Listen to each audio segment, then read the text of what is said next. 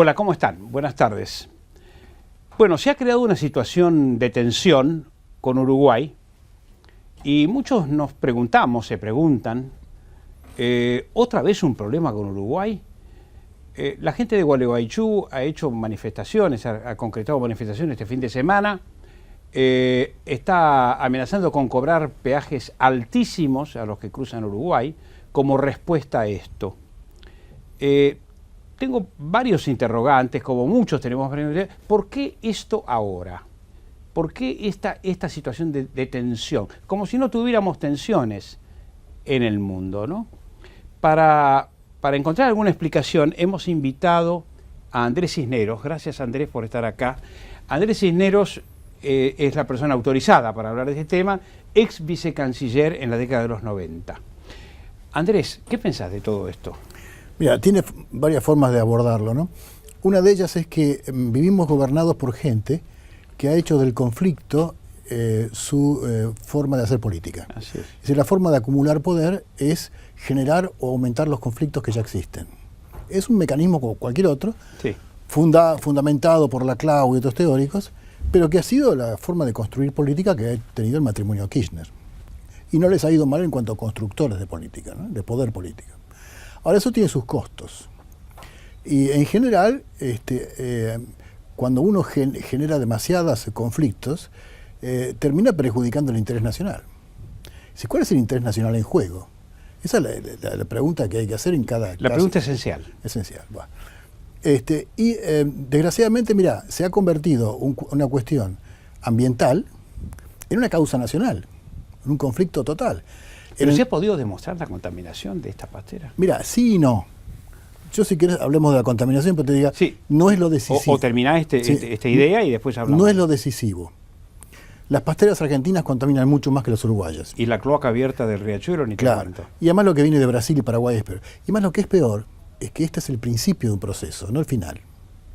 Es decir, Brasil y Paraguay van a hacer más pasteras, Argentina hacer pasteras, y Uruguay va a hacer 2 más, va a tener 3. O sea que si no paramos el proceso, nos engañamos con el árbol y no vemos el bosque. Claro. Bueno, Kirchner, presidente, en el 2006, convocó a 19 gobernadores en el corsódromo de Gualeguaychú, se envolvió en la bandera y declaró que era una causa nacional. Y cuando vos declarás una causa nacional como Malvinas, el que toca una causa nacional es un traidor a la patria. Se acabó. Cerramos los puentes, perjudicamos la relación con Uruguay y nos fuimos jurídicamente a La Haya. Casi 4 años después, La Haya dijo lo que muchos les dijimos al principio. Miren, pónganse de acuerdo, los 2 países monitorean el río y cuando llega a un nivel de contaminación alto, paran. Eso es lo que dijo la Corte después de estudiar 3 años el caso. Bien.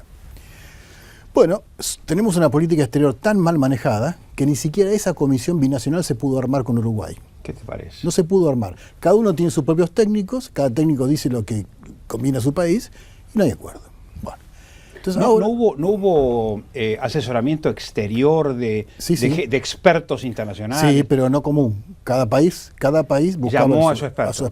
Perdón. Bueno, entonces cada experto dice lo que el que le paga quiere que le digan. Bueno, entonces ahí quedamos. Bueno, y ahora, de nuevo, parece que no aprendemos.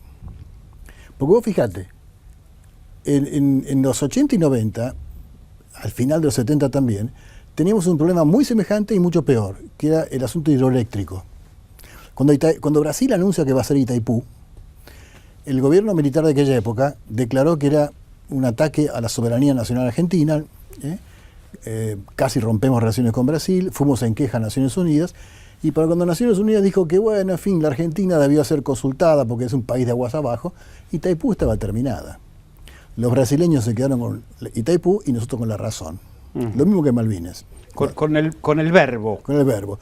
Bueno, y después Kirchner hizo lo mismo. Cuando se pronunció La Haya, los uruguayos se quedaron con una pastera y nosotros con la razón. Y éramos a hacer lo mismo, exactamente igual. Y no aprendemos de lo que se hizo con las hidroeléctricas. Porque después del papelón de Itaipú, nos arreglamos con Paraguay para hacer Yacyretá y con los uruguayos para hacer Salto Grande en sociedad. O sea, en lugar de pelearnos... Una sociedad que está crispada y peleada entre los protagonistas. Pero en el tema hidroeléctrico anda bien. O sea, esa solución fue perfecta. Tenemos electricidad para todos los países, los manejamos juntos y nunca hay un conflicto, no hay problemas. Bueno, ese antecedente debía ser utilizado para asociarnos con los uruguayos primero y después con Brasil y Paraguay para hacer un polo mercosúrico de pasta de papel que administre el conflicto para que no nos peleemos más y además para generar un polo internacional de oferta de pasta de papel de una importancia enorme en el mundo. Pero no lo estamos haciendo. ¿Y no sabes por qué no se hace? Porque tiene un defecto, esa solución tiene un defecto insalvable, que lo hicieron gobiernos anteriores. Y hay gente que piensa que ningún gobierno anterior hizo nada bien. Que es el dilema permanente de la Argentina, ¿no? Así es. El anterior se equivocó. Hizo todo mal. Hizo todo mal y yo lo voy a hacer bien. Yo fundo el país de nuevo. Fundo el país de nuevo. Cosa que no ocurrió con países de crecimiento parecido, ¿no? Y no ocurrió entre 80 y 90. Menem, con todos los defectos que uno le quiere encontrar, que han existido, inclusive en la política exterior que yo ayudé a manejar, que tuvo defectos, continuó la política exterior buena de Alfonsín. Por ejemplo, Alfonsín comenzó el acuerdo con los chilenos para arreglar las fronteras y lo terminó Menem. Alfonsín empezó el Mercosur y lo terminó Menem. Y son las dos más grandes políticas exteriores que tuvo la Argentina en 50 años. Claro. O sea, cuando el país se anima a hacer continuidades y continuar lo bueno que hizo el anterior, bueno, el país va para adelante. Contame un poco, ¿viste esos carteles que están apareciendo en las canchas de fútbol, especialmente cuando juega la Argentina? Bueno, en el caso de ayer, ¿no? O en los preparativos de la selección. Las Malvinas son argentinas. ¿Ayudan en algo? Mira, Argentina no puede obligar a los británicos a sentarse a discutir soberanía. Algún día va a ocurrir. El día que la Argentina vuelva a ser uno de los 7 países, como alguna vez fue, con el Producto Bruto Per Cápita más grande del mundo, los ingleses les va a costar mucho trabajo decir que no. Decir que no. Pero faltan 50 años. Hace 50 años, Brasil tenía el mismo Producto Bruto que nosotros y hoy nos lleva 4 veces y media más. Bueno. Y le vende aviones a Estados Unidos, fabricantes de aviones. Exacto. Bueno. De manera que en 50 años más la Argentina podría ser un país importante en el mundo con alianzas de peso y usar eso para que Gran Bretaña finalmente se siente. Mientras el problema de Malvinas no es cómo recuperar la soberanía hoy, porque no se puede. Es qué hacer entre ahora y el día que sea posible. O sea, queremos insultarnos, como generar relaciones tensas.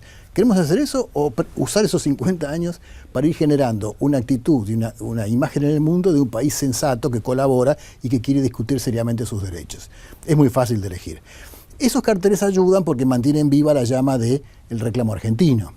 Bueno, que hasta ahora es verbo. Es verbo. Es verbo, no, sí. No hay acción. No hay nada. Y si no, hay infundios. No, de vez en cuando hay infundios. No, y además errores muy groseros. Que la embajadora argentina en Londres ha dicho disparate, ¿no? Sí, errores muy groseros. Pero y en general es de las peores políticas que ha tenido Malvinas en toda la historia. De manera que lo que pasa es que más favorece a los británicos. Porque, ¿cuál es la opinión pública de un inglés, la opinión de un inglés medio sobre las Malvinas? Incluso si llega a saber que existen las Malvinas. Ellos dicen, bueno, la Argentina fue un país que en las 2 guerras mundiales no nos ayudó, que tiene más gobiernos de facto que constitucionales, son un montón de fascistas que han acogido a los nazis después de la guerra, claro.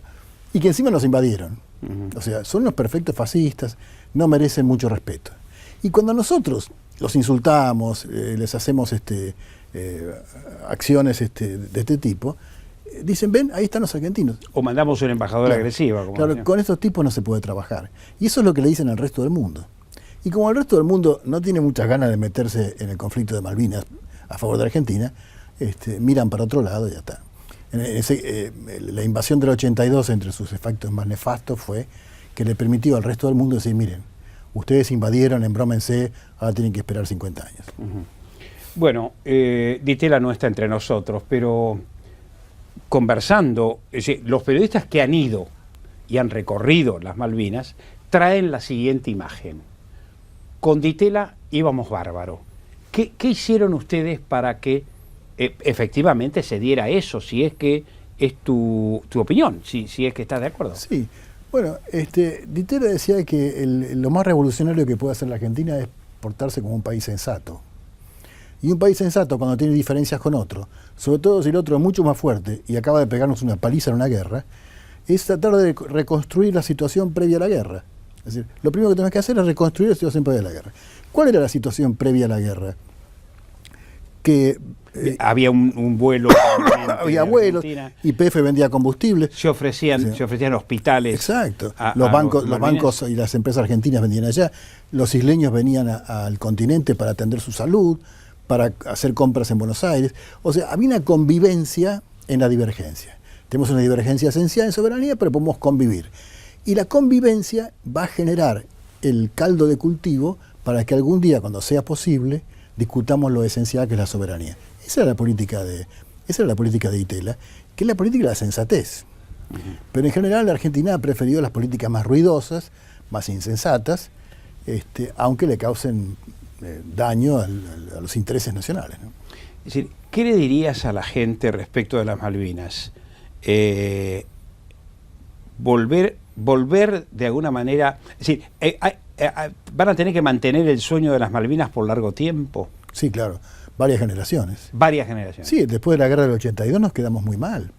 Mira, no solamente con Inglaterra, sino también con el mundo, mundo. Con el mundo entero, sí, sí. Pasamos a ser la condición de leprosos, sí, terrible. Problemáticos. Mira, las Malvinas son una cita con la grandeza argentina, digamos. Cuando la Argentina vuelve a ser importante en el mundo, ese tema se va a tener que discutir. Y vamos a tener que llegar a una solución negociada, arreglada, buena para todas las partes. Pero hay un tema muy importante que tenemos que prestar atención, que es la Antártida. Como vos sabés, la Antártida es el último continente virgen, no ha sido loteado. Y somos 7 los países que reclamamos soberanía. Y Argentina y Gran Bretaña reclaman el mismo trozo de la Antártida. Y los dos se basan... Todos con bases operativas. Sí. Y los dos reclamos se basan en Malvinas. Inglaterra se basa en Malvinas y Argentina en Malvinas. Malvinas son nuestras, ese pedazo de Antártida es nuestro. Esta coincidencia puede ser fatal, porque falta poco tiempo para que se descongele la Antártida en punto de vista jurídico y se empieza a lotear la Antártida, las soberanías de la Antártida. Sí. Y ahí, si seguimos como hasta ahora, vamos a estar solos frente a Inglaterra y el resultado está cantado. Lo que tenemos que hacer es otra cosa, que es mejorar nuestras alianzas en el mundo, especialmente con Brasil y con Uruguay, para que todo el Atlántico Sur tenga un solo bloque. A Brasil le interesa muchísimo que el Atlántico Sur no sea dominado por potencias extracontinentales. Brasil no reclama soberanía en Antártida, pero tiene interés en Antártida. El Proyecto Nacional de Defensa brasileño lleva 3 años diciendo que lo que sucede en Antártida afecta al interés nacional brasileño. De manera que ahí tenemos un frente que podemos hacer como para que se pueda resolver el tema de la Antártida, el Atlántico Sur, incluyendo las Malvinas. Lo cual sería una gran solución. Porque si un primer ministro británico, ¿vos creés que un presidente argentino podría salir y decir he decidido reconocer el derecho británico a las Malvinas? Es imposible. ¿Y por qué pensamos que un ministro británico podría hacer lo mismo? No. Ni en una pesadilla. Ni en una pesadilla. El ministro británico que hace eso, lo cuelgan. Claro. Pero si el primer ministro británico dice hemos comenzado conversaciones con la Argentina, Brasil, Uruguay y Chile por el Atlántico Sur, Pacífico Sur y la Antártida y toda esa zona, es del interés nacional británico que se incluyan las Malvinas para que todo el paquete sea negociado. Y eso sería posible. Fíjate vos que, creo que la semana pasada vino Tabaré Vázquez. Pasó desapercibido, ningún diario se ocupó. No. Nadie sabía. A mí me lo dijo un dirigente socialista, está Tabaré Vázquez de Buenos Aires, pero qué bacana que no lo puedo traer a este programa, dije, o no le puedo hacer una nota o un reportaje. Lo cierto es que Tabaré Vázquez vino, se encontró con políticos argentinos y fue despreciado por el gobierno. Recordá que Tabaré Vázquez dijo, en mi administración tuvimos una situación prebélica. Sí, me acuerdo. Fue prebélica. No tengo información tan reservada, pero la tensión que se generó en aquella época quizás no se notó del todo en Buenos Aires, pero en la zona del conflicto sí. Y además puso al Uruguay en la necesidad de prepararse para para una contingencia bélica. Peligrosa. Sí, no nos dimos cuenta desde acá el grado de escalamiento que el gobierno hizo de esa tensión, ¿sí? Muy grande, ¿no? ¿Sí? ¿Puede pasar ahora? ¿Puede repetirse? Yo creo que no, porque el gobierno ya no... Bueno, ya se van. Ya se van. La verdad ya se van. Hay cada vez menos gente que les cree. Y el tema ya... La gente no es tonta. Ya pasó por esta experiencia. Ya supo lo que pasó con la Corte de la Haya. Y es como Malvinas. La gente se da cuenta rápidamente de cómo son las cosas. Mira, el tema de las pasteras, el tema de Malvinas, no va a ser resuelto ni por los diplomáticos, ni por los gobernantes. Va a ser resuelto por la gente común. Por la gente que es sensata, que vota sensatamente. Exigir, y ya está. Que va a exigir cosas. Fíjate que en Malvinas como ya el nivel de exigencia de la gente no es tan histérico como era hace 10 años al principio de este gobierno. De ninguna manera, de ninguna manera. Me preocupa mucho cómo reconstruir nuestra ubicación en el mundo. Porque no es solamente un tema económico, no es solamente un tema diplomático, no es solamente un tema político, no es solamente participar de reuniones internacionales. ¿Cómo reubicarnos en el mundo? En un mundo donde nos siguen mirando como aquellos locos que cometieron tantas torpezas, ¿no? Sí, mira. ¿No? Y agregarle el default. Va a ser largo y trabajoso, pero no muy difícil. Hay que portarse sensatamente. La España posfranquista se pudo ubicar en el mundo perfectamente. Sin duda, con un pacto de no agresión. Claro, el tema es así. Vos no podés salir al mundo a decir que vos sos una sociedad que le va fenómeno si el mundo ve que adentro te va mal. O sea, vos podés salir al mundo a venderte como sociedad si podés mostrar que internamente somos capaces de generar acuerdos, políticas de Estado que duren más allá de un presidente. Vos tenés que tomar compromisos con otros países y los países tienen que confiar en que vos los vas a cumplir aunque cambien los presidentes. Lo que más le escasea a la Argentina no son ni los créditos, ni las inversiones. Lo más escaso es la credibilidad. No nos creen, no nos toman en serio. Entonces, para que nos tomen en serio, van a pasar... Es preocupante, ¿no? Van a pasar algunas décadas hasta que nos tomen en serio. Pero décadas en las cuales tenemos que portarnos bien y mostrarle que hemos cambiado y que somos capaces de cumplir nuestros compromisos, aunque esos compromisos provengan de gobiernos que no eran los nuestros. Habría que repetir, bueno, con este gobierno no lo creo, pero habría que repetir los buenos modales con las potencias del hemisferio norte. Mira, sí y no. Estados Unidos no nos ama. No nos ama. Nosotros tampoco los amamos. Sin embargo, ¿estabas en la Cancillería cuando se mandaron los barcos a la guerra de Irak? No, ese fue Cavallo. Ah, eso fue Cavallo. Pero de todas maneras, yo las hubiera mandado igual. Yo hubiera votado por mandado. Sí. Estados Unidos no nos ama y nosotros tampoco los amamos. Pero tampoco nos odiamos. No es un odio. Es una gran indiferencia. Además tenemos... Yo tengo un hijo ciudadano norteamericano. No tengo ningún odio contra los norteamericanos. Además tenemos economías competitivas más que cooperativas. De manera que no estamos hechos para entendernos demasiado, como si lo hacen con Brasil, por ejemplo. Claro. Pero esto es histórico. Pero es el país más poderoso que ha existido en la historia de la humanidad. Y sigue siéndolo. Entonces es más sensato decir, bueno, voy a reservar mi capacidad de enojarme con Estados Unidos para aquellos casos en que sea imprescindible. Claro. Pero no todo el tiempo y no siempre. Voy a tratar de buscar nichos de cooperación donde yo me pueda beneficiar y mi país se beneficie. Por ejemplo, ¿qué problema hay en cooperar contra el narcotráfico, contra el lavado de dinero, contra las cosas que nos pide Estados Unidos? Ninguna. Porque son también del interés nacional argentino. ¿Al estilo de Colombia lo harías? No hace falta. No hace falta. Colombia tiene compromisos mucho mayores que los nosotros. Tiene una guerra civil ahí metida. Metida, histórica.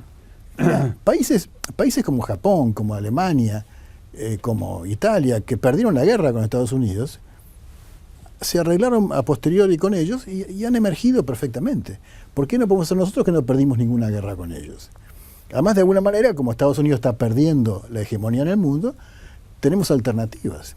Mira, la política exterior argentina en los próximos años va a transcurrir en un cuadrilátero que es Washington, Pekín, Brasilia y Europa. Es así.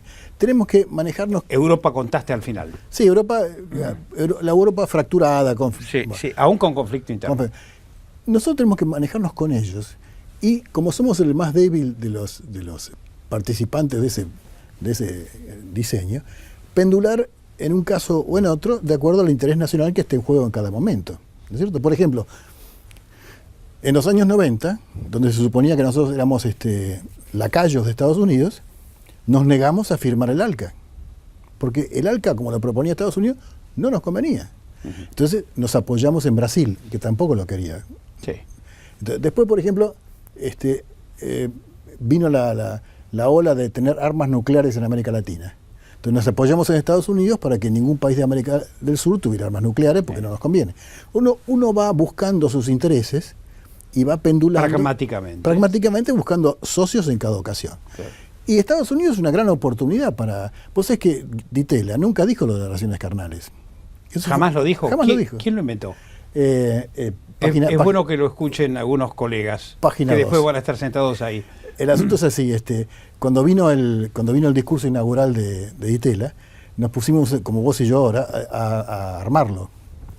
Y estaba en claro que había que arreglar los tantos con Estados Unidos, pero no había que hacerlo como el panamericanismo anticomunista de la década del 50, que ya estaba perimido, y tampoco teníamos que tener una actitud tipo una asamblea de la FUBA contra el imperialismo malvado, sino de tener una cosa sensata. Bueno, entonces lo escribimos. Mis obras completas son más prolíficas que Lope de Vega, pero Di Tella las leía y las tiraba a un cajón, porque él improvisaba muy bien. ¿No quedaste con copias? Sí, Di Tella las improvisaba muy bien. Y él improvisa y dice, miren, con Estados Unidos tenemos esta relación normales, porque nos podemos beneficiar mucho. Podemos hacer mucho comercio, inversiones, tecnología. Pero carnales no dijo. Dijo, tenemos que tener relaciones provechosas con carnalidad, usando carnalidad como sinónimo de provechoso, de contenido. Sí. Y al día siguiente, página 12, que tenía esas tapas maravillosas, le metió carnalidad. Y ahí comete Guido, no lo quiero hablar mal de Guido, por supuesto, pero le dijimos, mira, ¿por qué no salís al cruce de esto? Porque vamos a tener problemas. No. Va a quedar como leyenda. Claro, que es en broma. Y quedó como leyenda. Claro. Y forma parte, en internet, hay un sitio que se llama Frases famosas jamás pronunciadas. Sí. Están de todas. Por ejemplo, el Play it again Sam, nunca lo dice en la película. Nunca jamás. lo dice, cierto. Casablanca. Casablanca nunca lo dice. El fin justifica los medios. No está en ningún libro de Maquiavelo. No está ninguno. Pero todo el mundo dice que lo dijo. Bueno, y Di Tella nunca dijo esta frase. Muy interesante. Por no hablar de Hoy vienen por mí, pero ya es muy tarde, que se atribuye falsamente a Bertolt Brecht. Así es. Así es que tampoco lo dijo. Tampoco lo dijo él, lo dijo otro, ¿no? Lo dijo otro. Sí. Bueno, Andrés, ha sido un gustazo. Para vos. Gracias por invitarme. No, gracias a vos por estar ahí y no te vas a perder en nuestras invitaciones. Sos un muy buen referente. Muchísimas gracias. Y un muy buen observador de lo que está pasando en el mundo. Vamos por favor a una pausa y ya volvemos con nuestro apreciado colega Pablo Sirven.